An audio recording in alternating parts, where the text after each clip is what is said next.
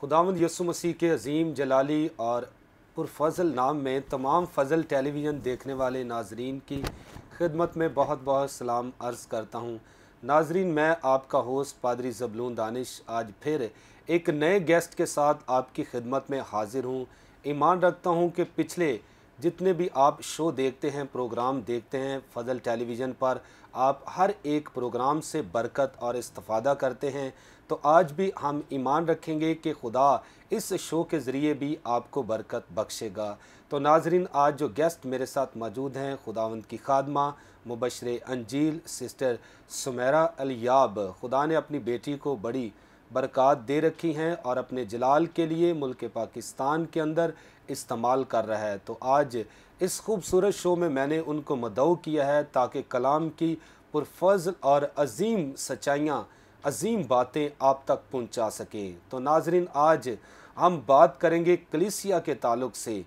तो according to the Bible कलीसिया क्या है, कहाँ पर इसने जन्म लिया और कलीसिया में कौन कौन से लोग शामिल है, इस तरह की बातें हम बाइबल मुक़द्दस में से सीखेंगे और बरकत पाएंगे। इससे पहले कि हम कलीसिया के ताल्लुक़ से बात करें और मैं अपने गेस्ट को, प्यारी बहन सिस्टर सुमेरा अलियाब को इस खूबसूरत शो में वेलकम करता हूँ। थैंक यू पास्टर साहब। तो सिस्टर सुमेरा, इस वक्त बड़े लोग हमें वॉच कर रहे हैं जो कलीसिया में हैं और कलीसिया से बाहर भी हैं। तो मैं चाहता हूँ फ़र्स्ट ऑफ़ ऑल उनको ये बताएं कि कलीसिया का क्या मतलब है। बाज़ को तो यही नहीं पता कि कलीसिया क्या है। तो मैं चाहता हूँ अकॉर्डिंग टू द बाइबल आप उनको बताएं कि कलीसिया क्या है। थैंक यू पास्टर साहब, मसीह में आपकी सलामती हो। और जो नाजरीन मुझे देख रहे हैं तो उनको भी इस्लाम। तो पास्टर साहब, हम बात करेंगे कलीसिया पर कि लफ्ज़ कलीसिया का मतलब क्या है और ये कहाँ से आया है। जी। तो लफ्ज़ कलीसिया जो है ये यूनानी लफ्ज़ है, यानी कि एक्लीसिया से निकला है। इसका मतलब कलीसिया है, यानी कि बुलाए गए लोग, अलहदा किए हुए लोग, अलग किए हुए लोग, दुनिया से, दुनियादारी से जो अलग किए हुए लोग हैं, वो कलीसिया लफ्ज़ है। ये कलीसिया का मतलब है जिनको खुदा ने बुलाया है, जिसको खुदा ने दुनियादारी से अलग किया हुआ है। तो मसीही दुनियावी निज़ाम से बाहर बुलाए गए जो लोग हैं, ये मसीही लोग हैं, जो एक निज़ाम है, जो एक तरतीब के लिहाज से पास्टर साहब ये कलीसिया बनी है। और जो इंग्लिश इसका लफ्ज़ है, इंग्लिश में इसको चर्च कहा जाता है कलीसिया को। तो बाज़ औक़ात लोग कहते हैं ये चर्च को बिल्डिंग जो बनाई होती है, जो उसको चर्च कहते हैं या कलीसिया कहते हैं। तो लेकिन पास्टर साहब, कलीसिया उसको कहते हैं जो चर्च है, जो लोग हैं, जो बुलाए गए लोग हैं, जो खुदा के बरगज़ीदा हैं या ईमानदार हैं, इसको जो है वो कलीसिया का नाम दिया गया है। तो कलीसिया बड़ा खूबसूरत आपने मतलब बताया है कि जो इस दुनिया से अलग किए गए, बचाए गए, या जिन्होंने निजात हासिल कर ली, मसीह को कबूल किया है। तो बाइबल मुक़द्दस में लफ्ज़ कलीसिया कहाँ कहाँ पर हमें मिलता है, इस ताल्लुक़ से आप क्या कहेंगे? सर, ये लफ्ज़ बाइबल मुक़द्दस में हमें, आपने अभी मेरे से सवाल पूछा है कि लफ्ज़ कलीसिया जो है बाइबल में कहाँ नज़र आता है। तो बेशुमार इसके हवाला जात हैं जो हमें बाइबल मुक़द्दस में नज़र आते हैं। तो जब हम मत्ती की अंजील 16 बाब और 18 आयत का मुताला करते हैं तो हमें बहुत ही इधर खूबसूरत आयत मिलती है जहाँ पे लफ्ज़ कलीसिया यीशु मसीह ने पहली दफ़ा इस्तेमाल किया था। वैसे कलीसिया का लफ्ज़ जो है वो बाइबल मुक़द्दस में, पुराने अहदनामे में भी, नए अहदनामे में भी, हर जगह पे हमें कलीसिया का लफ्ज़ जो है वो नज़र आता है। लेकिन यीशु मसीह ने जो लफ्ज़ इस्तेमाल किया पहली दफ़ा, वो मत्ती की अंजील में इस्तेमाल किया। हम अगर हवाला पढ़ सकते हैं तो देखेंगे खुदावंद के ज़िंदा पाक कलाम में से, मत्ती की अंजील उसका 16 बाब और उसकी 18 आयत को देखेंगे। और मैं भी तुझ से कहता हूँ कि तू पतरस है और मैं इस पत्थर पर अपनी कलीसिया बनाऊंगा और आलमी अरवाह के दरवाज़े उस पर गालिब ना आएंगे। तो बड़ी ही ये खूबसूरत आयत है जिस पे यीशु मसीह ने कहा, पहली दफ़ा कहा नए अहदनामे में कि मैं पत्थर पर क्या करूँगा, कलीसिया बनाऊँगा। तो कलीसिया बनाने का मकसद यानी कि लोगों को बुलाना, अलहदा करना, इकट्ठा करना। तो इस यीशु मसीह की इस इस्तिलाह के से पहले भी ये लफ्ज़ जो था कलीसिया लफ्ज़ वो मौजूद था। तो नए अहदनामे में हमें ये लफ्ज़ यहाँ मिलता है। और सर जब हम अमाल 19 बाब और उसकी 39 आयत का और 40 आयत का मुताला करते हैं तो लफ्ज़ हमें मिलता है मजलस। तो जो लफ्ज़ मजलस है इसमें हम यूनानी अल्फाज में हम जब देखते हैं, यूनानी बाइबल पढ़ते हैं, तो मजलस का जो मतलब है वो अक्लीसिया है। तो सर इस लफ्ज़ को हम जब देखते हैं, इस लफ्ज़ का मुताला करते हैं, तो वही मकसद है कि बुलाए गए लोग दुनियादारी से अलग किए हुए लोग। तो सिस्टर सुमेरा, ये आपने बात की है कि पतरस को मसीह खुदावन ने कहा कि मैं तुझ पर अपनी कलीसिया बनाऊंगा। तो बाज़ लोग जो ईमानदार दूसरे हैं उनको इतना फोकस नहीं करते या तरजीह नहीं देते कि उनको कहते कि इनका स्टेटस या मेयार कम है लेकिन पतरस का ज़्यादा है। इस ताल्लुक़ से आप क्या नाजरीन को मैसेज देंगे कि क्या मसीह ने कहा है कि मैं तुझ पर अपनी कलीसिया बनाऊंगा, इस ताल्लुक़ से आप क्या कहेंगे? मैं यही कहूँगी कि जब खुदावंद यीशु मसीह ने पतरस पर कलीसिया बनाने के लिए नहीं कहा था, बल्कि पतरस का जो मतलब है वो पत्थर है। तो कलीसिया जो है वो यीशु मसीह ने वो पत्थर जो वो अपने आप को कहा था कि अपने आप को सर कहा है, यानी कि मसीह जो है वो कलीसिया का सर है। तो खुद जो यीशु मसीह है वो खुद ही बुनियाद हैं, खुद ही जो है वो कलीसिया यानी कि बनाने के लिए अपने आप पर अपने ऊपर कलीसिया बनाने के लिए कह रहे हैं। तो इसका मतलब है कि मसीह ने उसको सिर्फ जस्ट इस्तेमाल किया था। तो मैं चाहता हूँ कि उन ईमानदारों को हौसला दे। बाज़ ऐसे कुछ दुनिया के अंदर फ़िरके हैं जी सर कि वो मुकद्दस पतरस को मसीह से भी ज़्यादा तरजीह देते हैं। आप उनको क्या पैगाम देंगी? मैं उनको यही पैगाम दूंगी कि यीशु मसीह ने कहा कि मैं इस पत्थर पर कलीसिया बनाऊंगा।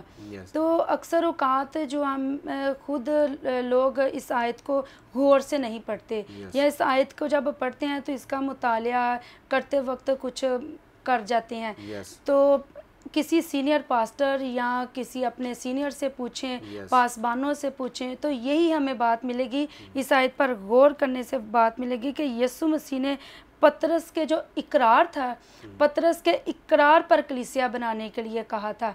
और जो पतरस का ईमान था कि मसीह जो है वो खुदावंद का बेटा है, तो इसी ईमान के वसीला से खुदा ने पतरस पर कलीसिया बनाने के लिए, ये इसका मतलब है।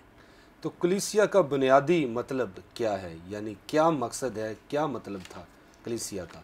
क्योंकि बाज़ लोग दुनिया में समझते हैं कि मुकद्दस पतरस है।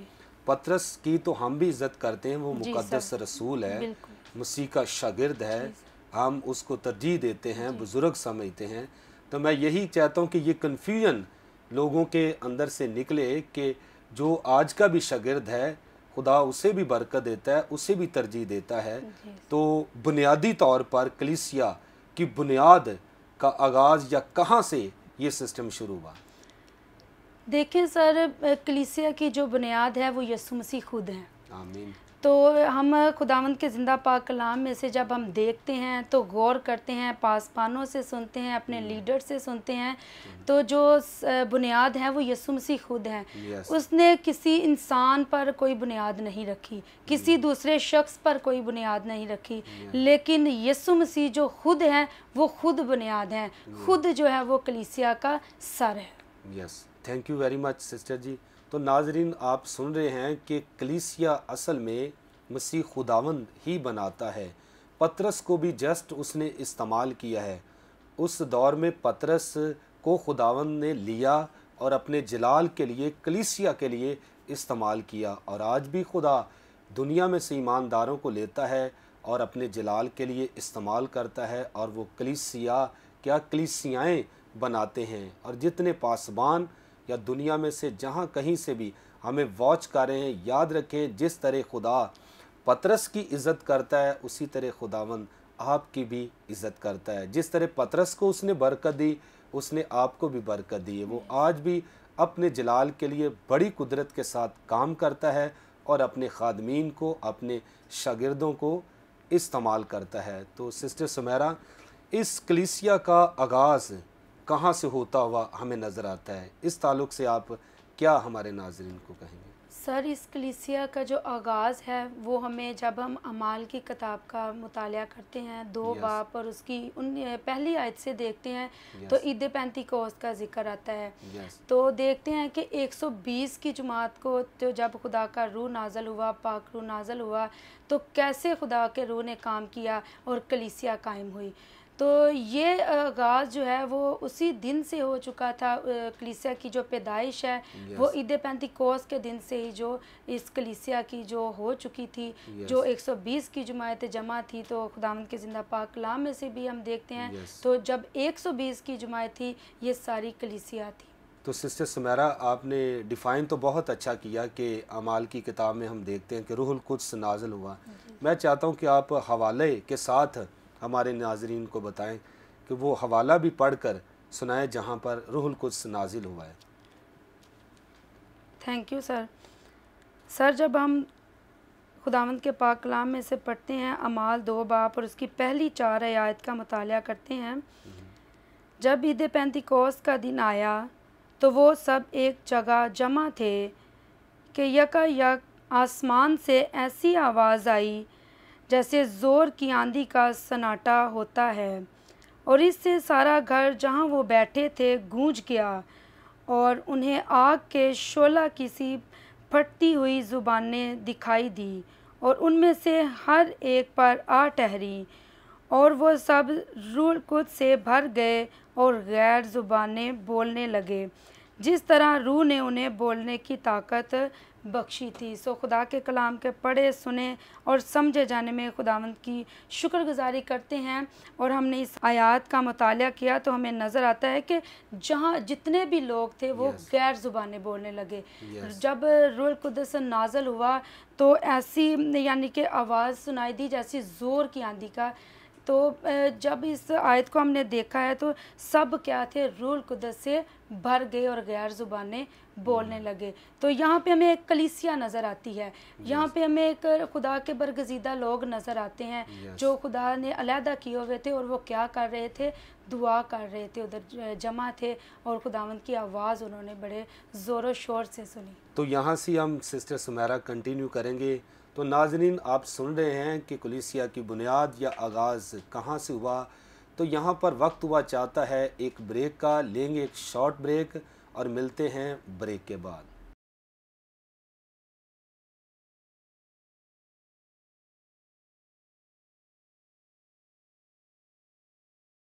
वेलकम बैक नाजरीन, आप देख रहे हैं प्रोग्राम पुरफजल बातें। तो ब्रेक पर जाने से पहले हम बात कर रहे थे कि कलीसिया की बुनियाद के ताल्लुक़ से, और खुदा की खादमा ने बताया कि अमाल की किताब 2 बाब में रूहुल कुद्स नाजिल होता है। तो वहाँ पर पतरस ने, हम देखते हैं कि उन 120 की जमात में से खड़ा होकर मुनादी की। क्योंकि रूहुल कुद्स उन पर नाजिल हो चुका था, जिसका वादा मसीह ने किया था कि मैं आसमान पर जाता हूँ और तुम्हारे लिए दूसरा मददगार नाजिल करूँगा।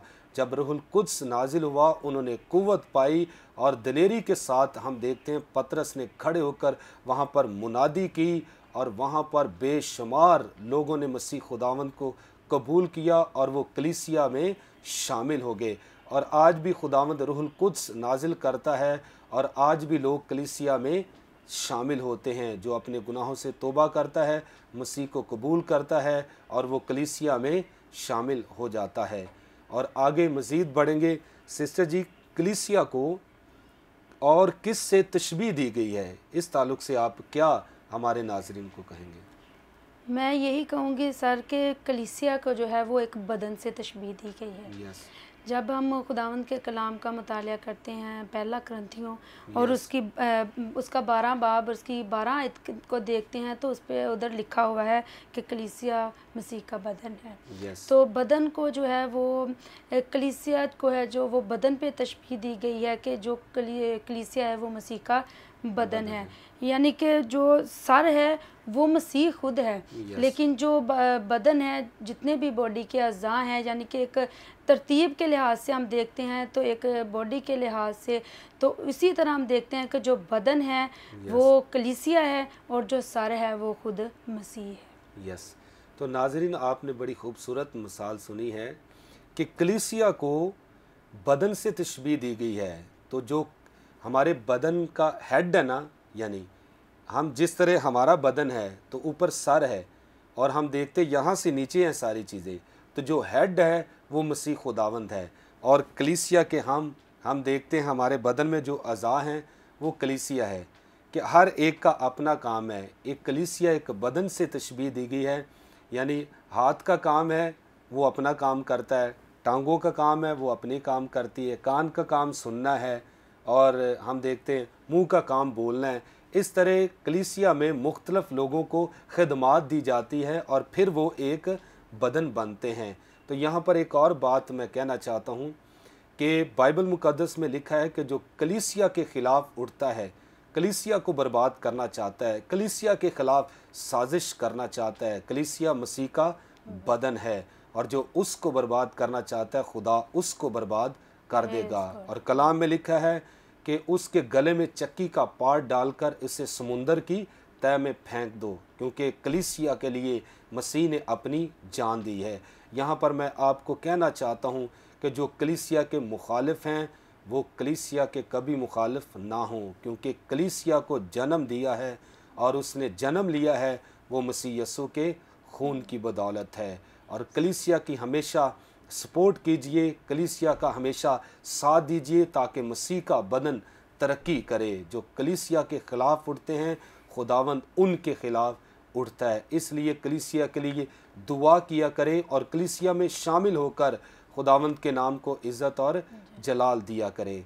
तो सिस्टर सुमेरा, मैं ये कहना चाहता हूँ, जो कलीसिया में बहनें और भाई काम करते हैं, आप उनको क्या मैसेज देना चाहते हैं कि वो किस तौर पर बदन बनकर मसीह की कलीसिया में काम करें? आप उनको क्या मैसेज देना चाहते हैं? सर, ये बड़ा यानी कि खूबसूरत सवाल है कि कलीसिया की बहनों और भाइयों को जो मैसेज है वो पहुंचना चाहिए, और इस कलाम के वसीला या इन टॉक के वसीला से जो इनकरेज हो सके। तो हमने ये देखा कि सारी बहनों और भाइयों से मेरी यही दरख्वास्त है कि सब एक दिल होकर इत्तेहाद में रहें और यूनिटी में रहें।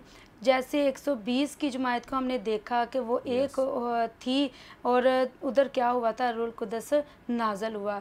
तो क्या हम जमा होकर दुआ करेंगे या जमा होकर रहेंगे, यूनिटी में रहेंगे, इत्तेहाद में रहेंगे, तो खुदावंद यीशु मसीह का जलाल जो है वो हमारी ज़िंदगियों से ज़ाहिर होगा। और अगर हम कोई खिदमत भी कर रहे हैं तो हम उसको जलाल भी दे रहे हैं, उसकी जो भी उसका काम कर रहे हैं खुदावंद के खौफ में रहकर करें और एक दिल होकर करें खुदावंद की खिदमत। और ख़ास तौर पर कलाम में भी लिखा हुआ है कि जमा होने से बाज ना हो। तो हमें जमा होना है, हमें इत्तेहाद में रहना है, क्योंकि यीशु मसीह हम सब को खुदावंद खुदा ने बुलाया है, अलहदा किया हुआ है, चुना हुआ है। हम खुदा के चुनीदा लोग हैं, तो हम सारे अहम हैं। जितने भी हम खुदावंद के लोग हैं हम अहम हैं, और अहम होते हुए खुदावंद के लोग होते हुए, बेटियां और बेटे होते हुए हमने इत्तेहाद में रहना है, यूनिटी में रहना है। और कलीसिया खुद भी अच्छे शागिर्द बनना है, और दूसरों के लिए भी जब अच्छे शागिर्द बनने के लिए हमें अच्छा शागिर्द बनने की ज़रूरत है। तो हमने जब कलीसिया को यानी कि देखते हैं हम खुदावंद के ज़िंदा पाक कलाम में से, पुराने अहदनामे में या नए अहदनामे में, तो हमें यूनिटी नज़र आती है, तो ईमानदारी नज़र आती है, वफ़ादारियाँ नज़र आती हैं। तो हम इसी तरह खुदावंद आप सबको बड़ी बरकत दे, और यही कहना चाहती हूँ कि सब जो है ना वो एक दिल होकर खुदावंद की खिदमत करे, और कलीसिया जो है वो सर खुदावंद यीशु मसीह है, और इसी तरह उसके साए के नीचे रहकर हम खिदमत गुजार बन सकते हैं। आमीन। तो अच्छा, मैं ये पूछना चाहूँगा कि एक भाई या बहन मसीह खुदावंद को जब कबूल करते हैं तो वो कलीसिया में शामिल हो जाते हैं। जी सर। और कलीसिया में शामिल होने का फ़ायदा क्या है? इस ताल्लुक़ से आप क्या नाज़रीन को कहेंगे? ये तो बहुत ही एक खूबसूरत बात है कि कलीसिया में शामिल होने का क्या फ़ायदा है। कलीसिया में जो शामिल हो जाता है उसे कोई भी फ़िक्रें या परेशानियां रह नहीं जाती। और वो क्या करता है, वो जो खुदावंद को पकड़ लेता है, जो खुदावंद का पल्ला पकड़ लेता है, खुदावंद उसका पल्ला पकड़ लेता है, खुदावंद उसका हाथ पकड़ लेता है। और खुदावंद हमारी हौसला अफजाई करता है, हमें एक तरतीब दे देता है कलीसिया में।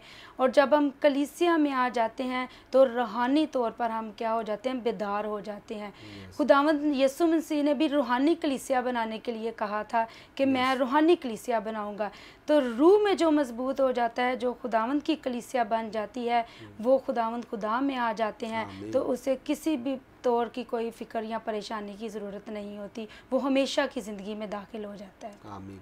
तो जो कलीसिया में शामिल नहीं होते या मसीह खुदावंद यीशु को कबूल नहीं करते, कोई भाई है, बहन है, बूढ़ा है, जवान है, कोई भी जो मसीह को कबूल करता वो तो कलीसिया में शामिल हो जाता है, जो कबूल नहीं करता वो बाहर रहता है। तो जो कबूल करके दाखिल हो जाते हैं उनके लिए तो फ़ायदा ये है कि वो हमेशा की ज़िंदगी में दाखिल हो जाते हैं। जो शामिल कलीसिया में नहीं होते, जब तक मसीह भी ना आ जाए, तो अगर वो शामिल नहीं होंगे उसका नुकसान क्या होगा? देखें, उसका नुकसान, वो खुद ही अपना नुकसान करते हैं और अपना बुरा चाहते हैं। जब वो दूसरों को देखते हैं कि लोग चर्च जा रहे हैं, लोग कलीसिया का एक हिस्सा हैं, तो उनको खुद ब खुद ही बेदार होना चाहिए। खुद ब खुद ही अपने, अगर माँ बाप हैं तो अगर वो खुद चर्च ना जाएंगे, कलीसिया का हिस्सा ना बनेंगे, तो वो आगे को अपने बच्चों को भी तरबियत नहीं कर सकेंगे। आगे के जैसे उन्होंने ज़िंदगी गुजारी है वैसे ही उनके जो हैं वो बच्चे ज़िंदगी गुजारेंगे। तो उनको चाहिए कि वो बहन है या भाई है, माँ बाप है, फैमिली का जो भी कोई फ़र्द है, उसे चाहिए कि वो ज़रूर है कि वो कलीसिया का एक हिस्सा बने। किसी भी पासबान से रब्ता करें, किसी भी कलीसिया के अफराद से रब्ता करें और तौबा करें, अपने गुनाहों का इकरार करें और नई ज़िंदगी पाने के लिए क्या करें कि कलीसिया का हिस्सा बने और चर्च में जाएं और खुदा की बरकतों को हासिल करें। आमीन। अब ये तो है कि जो कबूल कर लेते हैं उनको भी आप मैसेज आपने उनको भी दिया है कि जो चर्च नहीं आते, कलीसिया का हिस्सा नहीं बनते, और जो कलीसिया का हिस्सा बन जाते हैं उनके लिए आपने कहा है कि अकॉर्डिंग टू द बाइबल वो हमेशा की ज़िंदगी के वारिस बन जाते हैं या जन्नत में या फिरदौस में जाएंगे। जी सर। और जो तौबा नहीं करते या कलीसिया में शामिल नहीं होते, पानी का बपतिस्मा नहीं लेते या मसीह को जिन्होंने कबूल नहीं किया, वो कहाँ पर जाएंगे? उनके बारे में आप क्या कहेंगे? वो तो बिल्कुल, वो खुद भी अपना हाल जानते हैं कि उन्होंने कहाँ पे जाना है। तो उन्होंने आग और जो गंदक की झील है, गुनाहगारों का जो हिस्सा है वो वही है। और हमें उस आग से बचने के लिए और हमें उस गुनाहगार ज़िंदगी से बचने के लिए हमें हमेशा की ज़िंदगी में दाखिल होने की ज़रूरत है, जो खुदावंद यीशु मसीह के पास है, जो अब्राहम की गोद जिसे कहा जाता है। आमीन। Thank you very much. नाजरीन, आप सुन रहे हैं कि जो कलीसिया में भाई या बहन शामिल हो जाते हैं वो हमेशा की ज़िंदगी के वारिस बन जाते हैं। जो कलीसिया से बाहर रहते हैं उनके लिए आग और गंदक की झील है। तो आज मैं भी आपको ये मैसेज देना चाहता हूँ कि अगर आपने अभी तक मसीह खुदावंद को कबूल नहीं किया, आप बुरे काम कर रहे हैं, आप गुनाह में ज़िंदगी बसर कर रहे हैं, तो यीशु को कबूल करके कलीसिया में शामिल हो जाएं। और याद रखें, यीशु मसीह भी और किसी शख्स को लेने के लिए नहीं आ रहा है, यीशु मसीह लेने के लिए आ रहा है। बाइबल कहती है अपनी कलीसिया को लेने के लिए आ रहा है।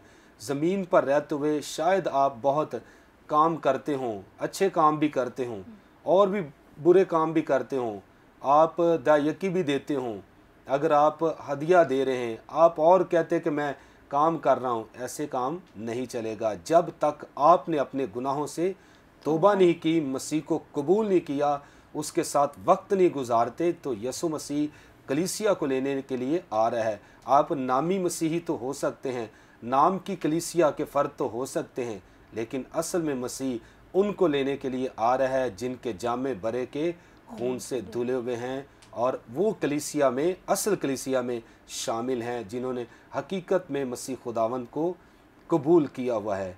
तो सिस्टर जी, लास्ट पर मैं चाहता हूँ कि आप उन लोगों को क्या मैसेज देंगे जो रूहुल कुद्स से भरे नहीं होते, दुआ नहीं करते और रोज़ा नहीं रखते और कलाम नहीं पढ़ते, वो कलीसिया में शामिल होकर खिदमत सर अंजाम देते हैं। अगर रूह के बगैर अगर कोई खिदमत करता है तो वो तो खिदमत बेकार है। तो मैं चाहता हूँ कि आज इस खूबसूरत शो के ज़रिए उनको आप तहरीक दें, उनकी हौसला अफजाई करें कि वो किस तरह खिदमत में ज़्यादा आगे बढ़ सकें और खुदावंद के नाम को जलाल दे सकें। Thank you sir.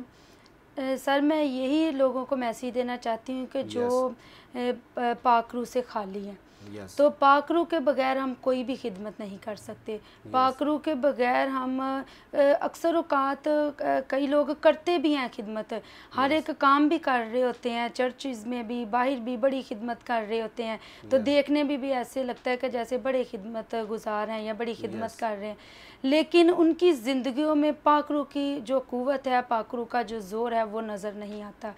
तो बहुत ही अहम बात है कि हमें अपने आप को खुदावंद के कलाम के लिए, जब हम खुदा का ज़िंदा पाक कलाम पढ़ते हैं, जब हम दुआ में ठहरते हैं, तो हमें खुदावंद का ज़िंदा पाक कलाम जो है वो नई सोच अता करता है। और जब हम दुआ में ठहरते हैं, कलाम को पढ़कर दुआ करते हैं, रोज़े में ठहरते हैं, तो फिर खुदावंद का पाक रूह जो है वो हमारी ज़िंदगियों में दाखिल होता है।